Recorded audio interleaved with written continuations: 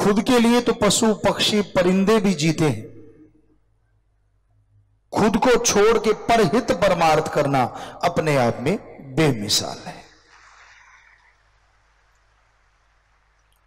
और ये परहित परमार्थ जितना इंसान कर सकता है इतना कोई दूसरा सोच भी नहीं सकता। मनुष्य को भगवान ने इतना बुद्धि विवेक दिया है कि यह सोच समझ के पूरी सृष्टि का भला कर सकता है। दूसरों के पास इतनी बुद्धि इतना दिमाग होता ही नहीं। पूरी सृष्टि की रचना 5 तत्व से हुई है।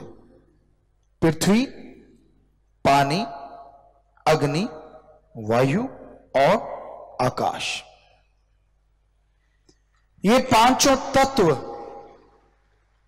भगवान ने पहले बनाए और फिर इनसे पूरी सृष्टि की रचना की। जिस तरह पेड़ पौधे हैं, इनमें तत्व तो एक ही है, मुख्य तत्व पानी है, लेकिन ये तत्व अपने आप में बड़ा महत्वपूर्ण है। इंसानी शरीर भी 70 से कोई 75% कहता है, कोई 90%, तो पानी ही है। लेकिन पेड़ पौधे जिनका मुख्य तत्व पानी है, वो पानी लेके इंसान को वो देते हैं जो देखें तो अनमोल है, वो ऑक्सीजन, वो प्रदूषण रहित वातावरण। इसके बाद कीड़े मकोड़े हैं जिनमें हवा और आग होती है। रेगिस्तान में हमने ऐसे ऐसे कीड़े रेंगते देखे हैं, आपने भी देखे होंगे किसी न किसी ने। वहां पानी नहीं होता लेकिन हवा होती है और आग होता है, वो नेचुरली वहां ज्यादा होता है, तो इसलिए उनको ज्यादा जरूरत ही नहीं पड़ती पानी की, वो उसी के सहारे जिंदगी जीते हैं। पक्षी हैं, इनमें पानी आग यानी हवा, पानी और थोड़ी सी पृथ्वी की मात्रा होती है। पशुओं में जो होता है उसमें आकाश तत्व नहीं होता, बाकी चारों तत्व होते हैं। ये आकाश तत्व इंसान में सबसे ज्यादा पाया जाता है और उसी की वजह से इंसान की बुद्धि विवेक सबसे ज्यादा है। इंसान से शक्तिशाली तो बहुत सारे जानवर हैं, कोई भी ले लिए, सांड है, झोटा है, घोड़ा है, ऊंट है, बैल है, जिराफ है, शेर है, चीता है, सब इंसान से ताकतवर है। बॉडीली देखें तो सब पावरफुल है, लेकिन आकाश तत्व उनमें इतना नहीं है, बुद्धि विवेक नहीं, तो आदमी उनको अपनी उंगलियों पे नचाता है। यह आदमी की बुद्धि की वजह से है।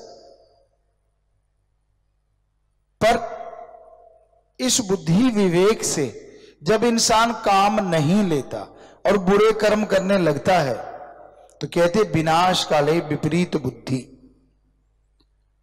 कि जब इंसान का बुरा समय आता है तो उसकी बुद्धि विवेक उसका साथ छोड़ते हैं और वो मन के मते चलता हुआ अपने पांव पे कुल्हाड़ा मारता रहता है।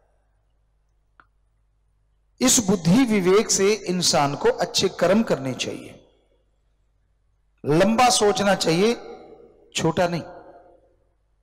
और जो इस बुद्धि विवेक से लंबा सोचते हैं, दूसरा, बोलने से पहले तोलो कि आप जो बोलने जा रहे हो वो क्या है। गुस्सा ना करो।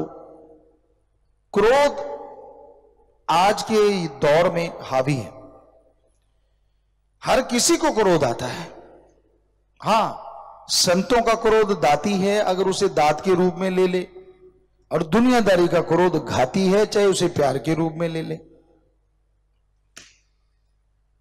तो क्रोध जब इंसान को आता है तो वो सब कुछ भूल जाता है, बस उसके लिए विनाश विनाश और सिर्फ विनाश।